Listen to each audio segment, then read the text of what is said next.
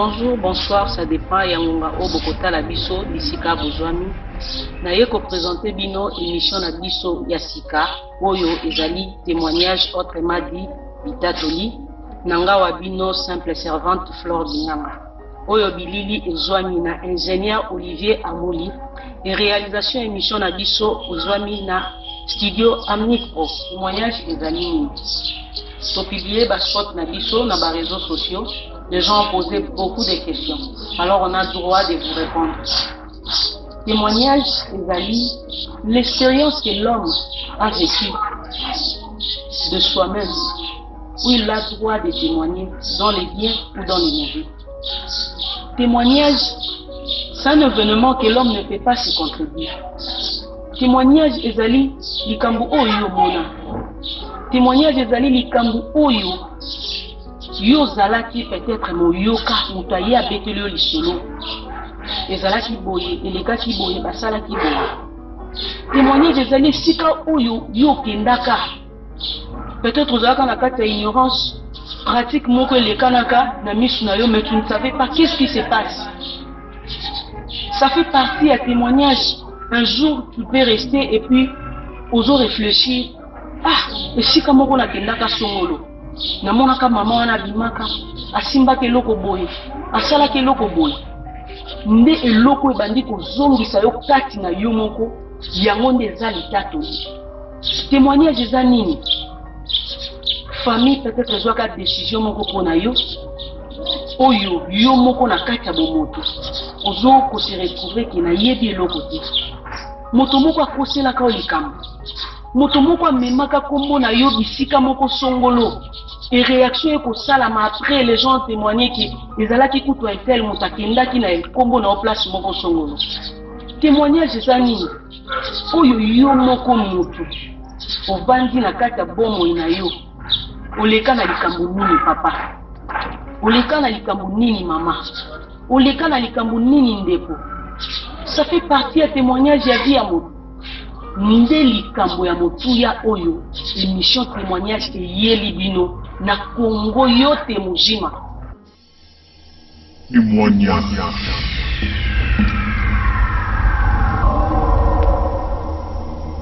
Babebisa o ezali kombo na yo. Basala o eza ba pratique moko songolo na kombo na yo. Babengana ko na ndaku. Libale kufa.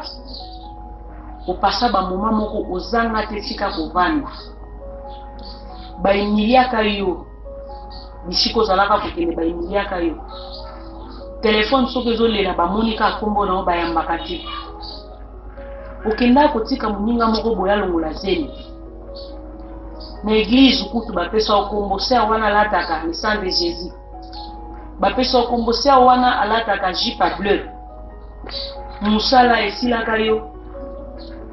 Bokendaka place moko boye bamonika elongi na yo musala ekufi. Okendaka place moko songolo oyo batali kaka makambo ntango mosusu papa na yo asalaka babi mutoto kozwa ete baimilia yo bisika nyonso oyo yo tiaka lokolo baimilia yo bakoselaka yo makambo na libala na yo opasa bamoma moko oyo eza bana na yo batanga te olala na permanence bato bachola yo otambola babisika oyo kokaka kotambola te bokendaka place moko boye oyo ezali oke place yango bato batali na yo batali na esika oyo ozolala incompatibilité bato bakoma kopesa o meme na quartier bato bapesa o kombo yaya soki nani mwana suka quartier batambwisaka kaka kombo na yo kaka na ndenge ya mabe. Bato bakoma koseka, bato bakoma kochola ekoma kaka ye asalaki ye asongisaki bato ku bakoma obengo kombo ye azanga baninga bakoka lisu kosupporte yo te parce que oza na eloko te. Ça fait partie ya témoignage ya vie na yo.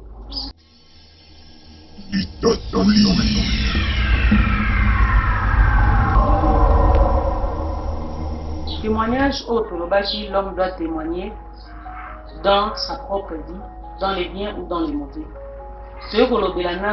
Dans les biens. Il y a des gens oyo baya na église aza melo côté o nzambe asaleli bango bikamwa bakenda na témoignage.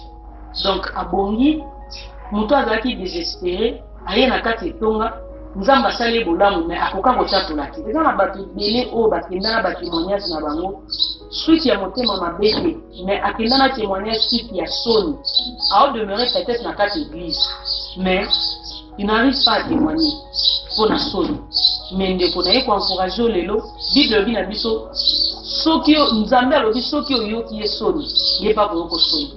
Alors tellement pesa o ezali litatoli na yo tozolobela toujours likama malamu o nzambe asaleli moto o moto esengela tatola oza na kati église ozalaki mobola nzambe apesi yo babien matériel eza motuka nzambe apesi yo ndako nzambe apesi yo bana nzambe apesi yo mosala esengeli otelema otatola oza moto ozalaki désespéré soki ovandi pembe na bato ozoyoka soni ozomona loko ondire yo nde moto asuka na mokili bato abongo nde toyo kolamisa bino na litatoli otelema ozongisa confiance na yo kati na yo dans les biens toujours au témoigner.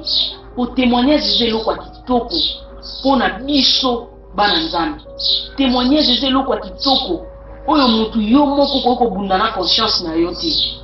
Alors kozala tranquille na propre conscience na yo esengeli otelema otatola yango toye kolamusa moto nyonso aza na kati église moto awumela na kati etonga oyo nzambe asalela ye nakokaka kotatola te telema tatola nzambe lobela nzambe combien ou aza fidèle combien ou asalela o bolamu oh peut-être des années pour eza na bato mosusu non témoigner lelo ekomi lobi non témoigner lelo ekomi semaine ekomi mois ekomi année peut-être nzambe azelaka kaka litato lino moko oyo bomba wana pour que afongola lisuba porte mosusu apesa autant toujours à témoigner pour mutu nyonso na sa mokili oyo eza référence na eza litato lino.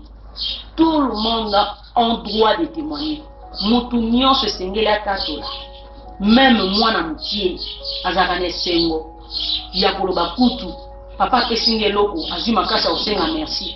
Donc a témoigner bolamu papa na ye ya combien plus fort moto akelanga na yo po azopesa biso pema na bomo yo fele po azosala biso malamu mais yo vandi na litatoli na ye ya monene na kati ya motema tende yango na ye kolamusa yo otelema otatola po biso toza na posa ya litatoli na ye biso toza na posa yo obelema oya kotatola pour la gloire de Dieu tozonga na makomi pour référence na biso bana nzambe ezali bibilia tala makomi elobi na biso nini bato bazalaki 10 le prêtre bango nyonso bakendaki mais moko na bango azongaki mpona kotatola oyo nzambe asalelaki yango toye ozala parmi le dix lepre oyo bakendaka yo ozala lepre moko oyo azongaka mpona kotatola monene na nzambe yaka ndeko po ete lisolo oyo ezali témoignage na yo yanga ya ye ekolamusa motu moko avandi na kati na ndako oyo avandisa litatoli na ye ekopesa ye makasi ye pa témoigner. Eza mpe na motu oyo alekaki na likambo ya pasi oyo olekaki nango mais mpona ye amonaki kasuki mais ntango ya koyoka litatoli na yo eza lokola te mais okoevangelize ye okofortifie ye okopesa ye espoir akoreleve badefi oyo alembaki akomonaki te solo moto oyo alekaki na likambo lokola nga mais azwaki solution parce que amonaki kaza ya motuya na miso na nzambe paza motuya na miso na bato na sa mokili parce que tokohérite le royaume de Dieu kaka te mais na se ya mokili oyo esengeli mpe tobénéficie oyo eza ya satan na biso yango nalobi ndeko telema ya kotatola parce que mission ya témoignage eye mpona kolamusa moto alembaki eye mpona koevangelize moto oyo alalaki peut-être ozalaki na décision moko ya kosalela nzambe na département moko songolo mais suite ya témoignage bapesaki yo na ser wana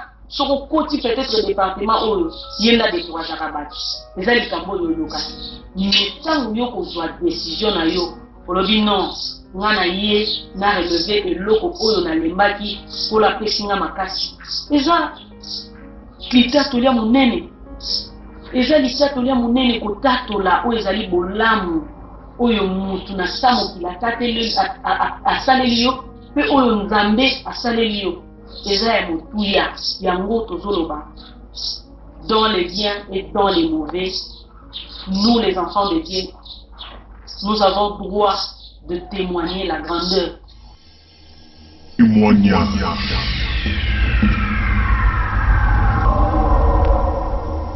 Témoignage yé pona kolamusa ndeko oyo alalaki pona kolamusa ndeko oyo azalaki déjà désespéré pona kolobela mutu likambo oyo kopesa ye makasi eza na bato ebele oyo akoka lisusu te kobetela ata mutu lisolo ke likambo songolo elekelaki nga nani moko asalaki nga likambo parce que aza lisusu na confiance ya mutu te aza désespéré akomi kokufa na likambo na ye na motema me na nzela na yo ndeko oyo kobelema kopesa biso litatoli ekofortifie mbala moko ndeko wana oyo alalaki alamuka na pongi azwa conscience ke likambo oyo moto abeti eza kaka likambo moko eza na vie na nga me komi prison na bomoi na nga alors esengeli nani nazala délivré nakata singa wana na nzela ya eloko oyo lobaki na nzela ya litatoli na yo moto wana kofungwama pe kozala réellement libre kozala délivré na nzela ya témoignage na yo eza na bato oyo bamona lokola babwakama moto moko asundolama moto moko oyo akokaka même pas koloba akoma stressé akoma dépaysé démoralisé mais na nzela litatoli na yo akobelema moto moko oyo akufaki na likambo na ye témoignage na yo eza capable ya kosekwisa vie ya moninga wana moto moko oyo alalaki yo oza capable ya kolamusa ye na nzela ya litatoli na yo yango toye koyebisa yo ndeko esika nyonso bozwami bisika nyonso bozwami mokili mobimba bisika nyonso bozwami yaka ndeko soko ozangi courage ya kotelema oya kobetela biso eza témoignage na etandeke numéro na biso eza affiché na se ya écran oyo ozomona benga tokoya ti esika oyo kozala po tosolola na yo tolobela oyo eza litatoli na yo po édifier motu moko songolo aza désespéré évangéliser ye efortifier ye témoignage na yo relever badéfi ya bato ebele oyo balembaki déjà témoignage na yo nde kopesa ndeko makasi témoignage na yo nde kolamusa ndeko alalaki témoignage na yo nde ekolobela ndeko oyo likambo oyo azalaki na prison nango enfin ke alamuka témoignage na yo ekokata chaîne ya moto azalaki na kati ya minyololo témoignage na yo ekofungola moto mosusu miso oyo miso ne ezalaki ya kokangama témoignage na yo ekoedifie bato ebele na mokili oyo ase témoignage na yo ekosala ke motu abima na kati ya prison ya likambo na yo yango toye koyebisa yo esika nyonso oyo ozwami soki okoki kotatola te na nzela ya etando biso technique na biso mobimba tokokita esika yo ozali tokosolola na yo afin ke litatoli na yo tomema yango na etando eke soki omoni ke na etando yo kokoka te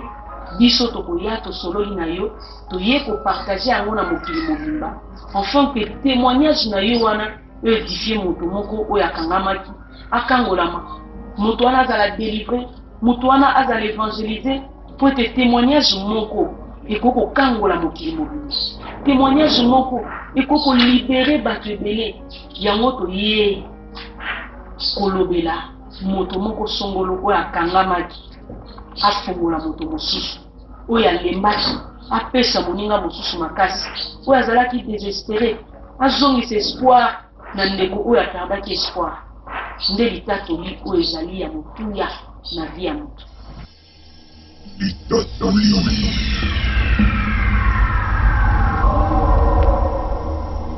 témoignage eye mpona kolamusa mama oyo akufela mobali oyo azalaki susu na elikya te lokola belle famille eteki ngai nyonso vi na ngai suki mais mama wana akangamaki na nzambe na nzela ntango mosusu ya mwana na ye moko songolo nzambe azongisi esengo na vie ya mama wana.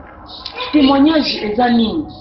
Témoignage ezali ndeko mwasi oyo mobali akendaki mboka mosika, peut-être libala na ye kufaki, na témoignage ya mabe oyo moto moko songolo apesaki. Mais mwasi wana jeune fille wana akangamaki na nzambe, lelo abengami marie.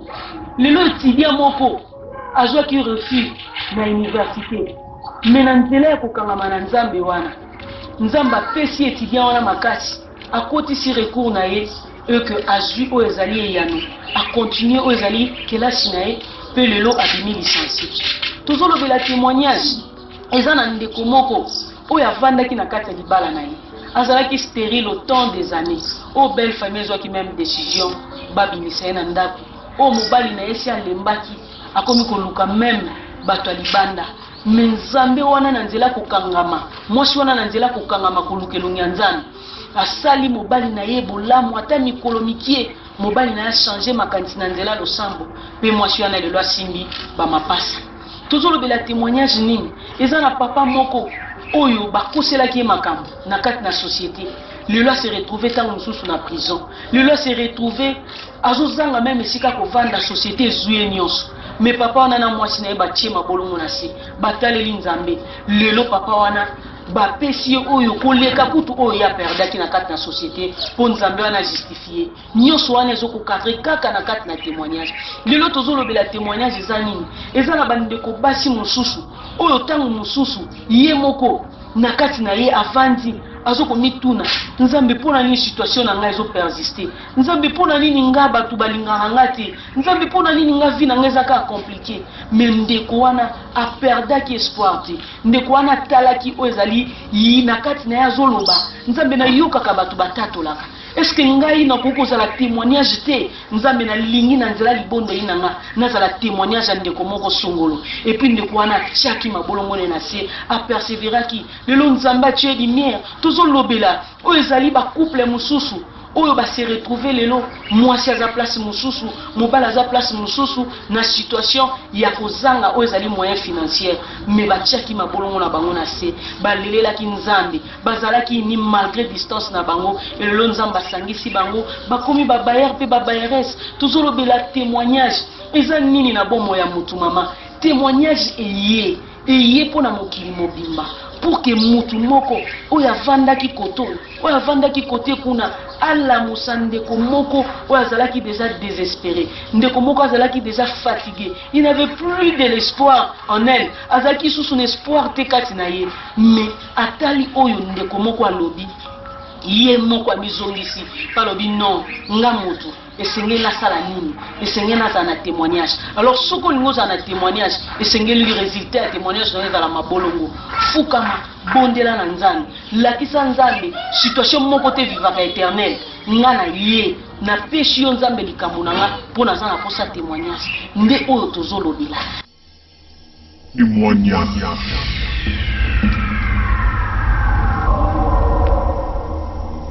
Témoignage ndeko eye kolamusa moto moko songolo. Témoignage eye pona yo ko relever ba défi na yo. Témoignage eye pona kolobela conscience a moto ezala na tranquille. Témoignage eye pour se contredire te. Témoignage eye pona kopesa o décision, ozwa décision ya malamu, ozwa décision ya kolanda chemin oyo eza pour que otatola. Omona ke eloko moko te za barrière na vie na yo, omona ke rien n'est difficile na vie ya mwana nzambe oyo olongaki lelo lobi pe okolonga ngo. Témoignage eye pona kolamusa mwana nzambe nyonso, ezala yo bondelaka, ezala yo bondelaka te, ozala chrétien ozala chrétienne te. Témoignage etali mutu nyonso oyo ezali mama na likambo na biso, ezali mutu azwa conscience, mutu azwa décision ya kolinga nanu que soki lelo likambo eyelinga tant que mwana nzambe eloko nini esengeli na sala nanu liboso ya liboso, esengeli kotia mabolongo na ona si pe kozala na eliki yake ngai ezala situation nini etelemi liboso na nga naza molongi pe na mpona motu nyonso. Témoignage eye mpona yo mopagano to yo mwana nzambe. Témoignage eye lokola moi oyo nzambe abimisaka na mokili abimisaka mpona biso nyonso ozala chrétien ou pas biso nyonso tobénéficiaka na oyo ezali moi ya nzambe. Alors yo mopagano yo chrétien esengeli otémoigner parce que moto nyonso na sa mokili oyo aza na témoignage na ye. Biso tolingi yo oyo ozotala biso oyo oza na expérience oyo ya kokabola na émission na yo oyo ezali témoignage. Alors expérience na yo na kati na libala, expérience na yo na vie sociale na yo, expérience na yo na vie scolaire na yo, expérience na yo na vie na yo étudiant ou étudiante, expérience na yo oyo oza na kati ya ndako ya libala ozalaka koyeba te okorespecte mobali ndenge nini, okolamba ndenge nini, okosukola ntango mosusu ndenge nini, parce que eza na makambo oyo kozala sans tabou na émission na biso ya témoignage oyo bato ebele bakozala na posa ya koyoka litatoli na yo nde yango eza ya motuya. Alors yango toye kosenga loboko na yo oyo oyebi mingi ezala oyebi te oya kokabola na biso de façon ke ndeko moko azwa makasi ya koyeba oyo nanu ayebaki te. Alors benga biso na numéro na biso ya téléphone eza affiché na ce écran. Soki oza na moyen ya komona biso te mpona koya na télévision otatola biso na équipe na biso technique nyonso tokoya koluka oyo esika ezali osika ozali enfin que to partager oyo ezali expérience na yo. Peut-être eza na mutu moko osalela o bolamu o nzambe o balobaka o moto femme providentielle o nzambe atia liboso na biso bato parce que nzambe otaka likolo takita pesa yo eloko mbala moko. Dieu bénit qu'à travers les hommes. Nzambe asalelaki ngolu na nzela mutu moko. Alors oza na posa mutu wana ayeba combien azalaka malamu. C'est pas aussi mauvais. Oza na droit ya koyebisa mutu wana ke yaya noko papa to nani bolamu osalelanga en tout cas markanga na motema. C'est le Saint-Esprit qui touche le cœur. Nzambe akopambola malisusu na esengo pe kopesa mana mutu wana pa yeba lisusu kosalela o bolamu. Yango toye na équipe na biso nyonso litatoli pour faire voir aux gens que le Seigneur est merveilleux, il est capable de tout. Aye po yo relever ba défi oyo lembaki, aye po la musa mama moko, aye po la musa papa moko, aye po la musa jeune moko, aye ko la musa ba kufi, aye ko zongi se likia na bato babungisa ki elikia. Nde yango ezali base ya émission na biso oyo tokozwa ngonga ya ko bengisa yo mama, ko bengisa yo papa pour que o partager na biso expérience na yo pour ndeko moko azala vraiment béni.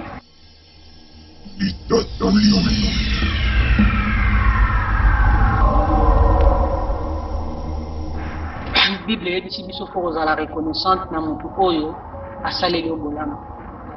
Mais kopesa vraiment merci na esika oyo tozwami baimage ya malamu bozomona espace ezali ya Joyce et Prodige de couple Patrick Pembele, maman Myriam na papa Patrick.